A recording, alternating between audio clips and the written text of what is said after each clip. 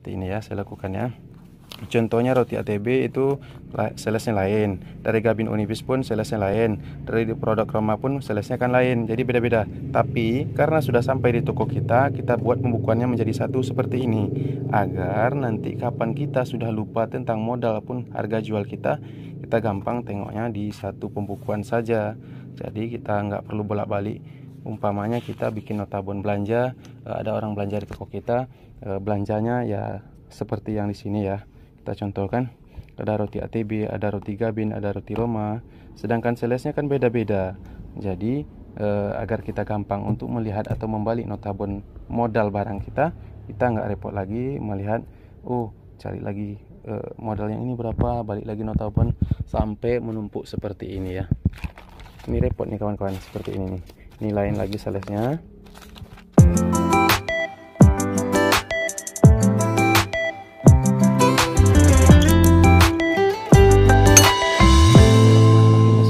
Warahmatullahi wabarakatuh. Jumpa lagi bersama saya Nurul Hidayat di channelnya Tokyo Junior. Apa kabarnya kawan-kawan semua? Semoga kita selalu sehat walafiat dan diberikan rezeki yang berlimpah. Amin amin ya rabbal alamin. Seperti kawan-kawan sendiri lihat semua ya, di meja kasir saya ini semua tertumpuk nota-nota bon yang sudah tertempel, yang kemarin saya tempel sendiri. Kenapa saya tempel seperti ini? Karena sekarang harga barang itu tidak stabil dan terus berubah-ubah.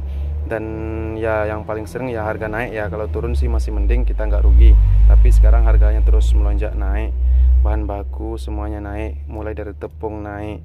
Cuma gula yang turun dari 2.500 turun 3.000 satu karung ya.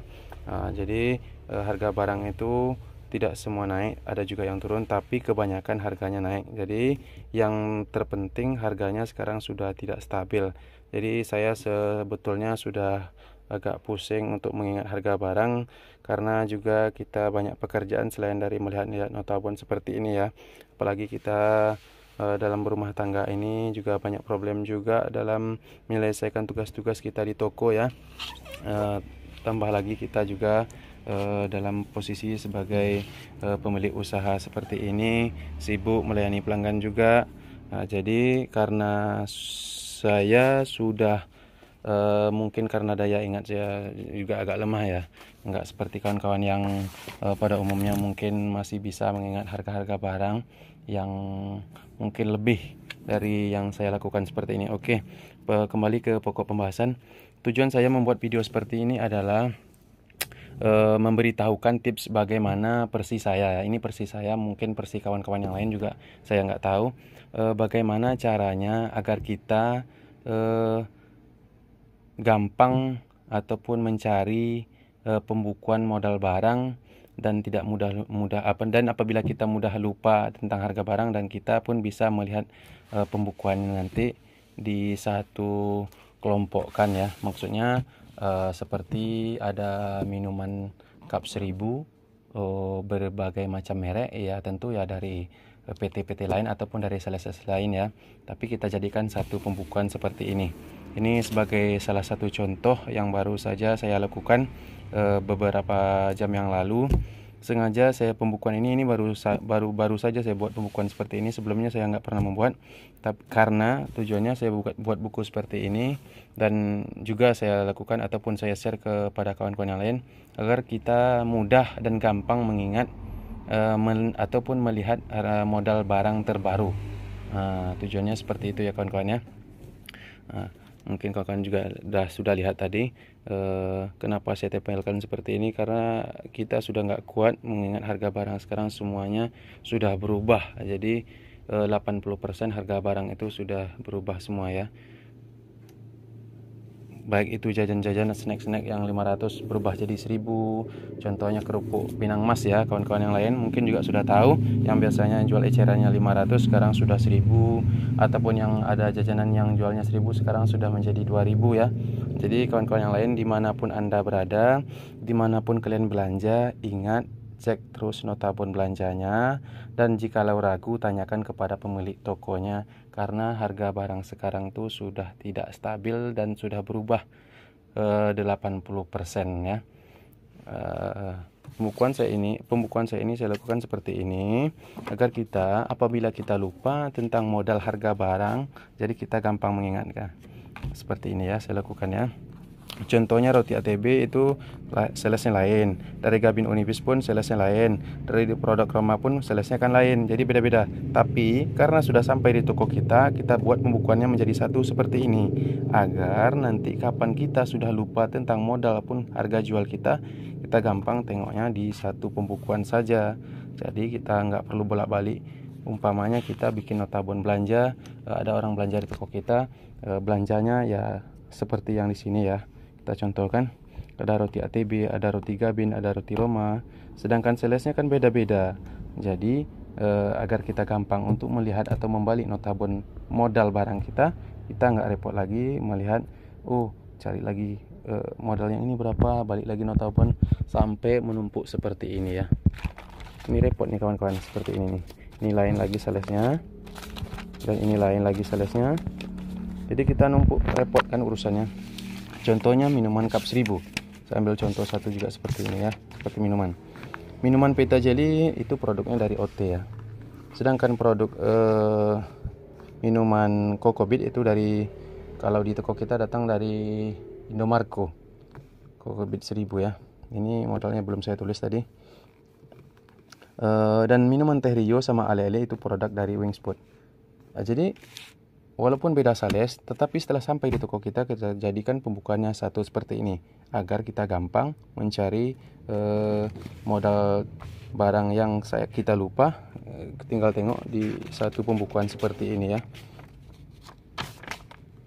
Semuanya sudah lebih kurang 50% yang baru saya siapkan, belum semua ya. Tapi karena saya mau bikin konten ataupun bikin video dan mau share sama kawan-kawan, agar kawan-kawan tahu nanti caranya bagaimana agar pembukuan di modal harga barang di toko kita tidak susah dicari seperti ini. Ini sebagai contoh saja ya. Ini pembukuan seperti ini penting agar usaha kita tidak merosot ataupun rugi dalam penjualan. Kita seumpamanya biasa jual harga itu 5.000, sedangkan harganya sudah lebih dari 5.000. Saya contohkan seperti roti ATB ya. Roti ATB itu biasanya harga per kartonnya kita jual di toko kita 205.000, sedangkan harga terbaru sudah modalnya saja sudah mencapai 212.000 ya. Kita paling enggak mengambil keuntungan lebih kurang ya 2.000 ataupun 3.000 per karton. Jadi penjualannya setidaknya per karton harga 218.000. Kita contohkan seperti di sini. Dari modal lama itu roti ATB modalnya lebih kurang Rp205.000 per karton bagi isi 24 pieces ya. Maaf ya, 105.000 ya. Maaf, harga 105.000 kita bagikan 24 pieces, modal baru Rp4.375. Sedangkan harga penjualan kita jual eceran, maksudnya itu kita jual seharga Rp5.000, masih untung lebih kurang Rp625 ya. Kita anggaplah keuntungan kita lebih kurang Rp600. Sedangkan harga terbaru roti ATB sekarang sudah mencapai 118.000 ya, maaf, 118.000. Kita bagikan 24 pieces, modal terbarunya sudah mencapai Rp4.916 kawan-kawan ya. Jadi harga ecerannya sekarang sudah 6.000. Jadi mulai tanggal 20 Juni 2022, tepatnya di hari Senin, besok pagi ya, kita sudah menjual harga eceran roti ATB kita Rp6.000 per pieces. Jadi untuk harga nolak atau warung eceran kita kasih harga Rp5.000. Itu kita sudah mendapatkan keuntungannya lebih kurang 8.000 per karton. Kita contohkan di sini 5.000 dikali isi 24 pieces,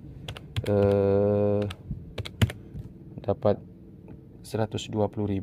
Kita kurangi modal kita 113.000 ya.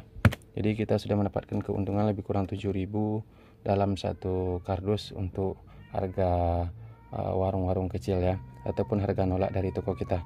Sedangkan untuk harga eceran kita jual 6.000 satu pieces, dikali 24 pieces kita mendapatkan Rp144.000, dikurangi modal 113.000, kita sudah mendapatkan keuntungan Rp31.000. Jadi sudah lumayan ya. Seandainya roti ATP terjual satu kardus untuk warung eceran, sedangkan untuk jual eceran di toko kita sudah laku satu kardus, kita akan mendapatkan keuntungan lebih kurang 41.000. Oke, mungkin itu saja. Jika menurut kalian ataupun menurut kawan-kawan semua ini penting, silakan diterapkan. Jika tidak, ya mohon kasih komentar ya di bawah. Terima kasih. Billahi taufik wal hidayah. Wassalamualaikum warahmatullahi wabarakatuh.